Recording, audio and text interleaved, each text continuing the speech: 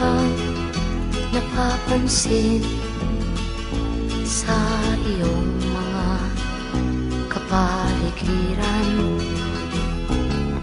Kay dumi na ng hangin, pati na ang mga ilog natin. Hindi nga masamang pag-unlad at malayo-layo na rin ang ating narating.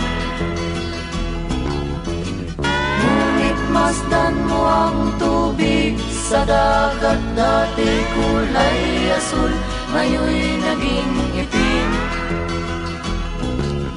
Ang mga duming ating ikinalat sa hangin, sa langit, huwag na nating paabutin.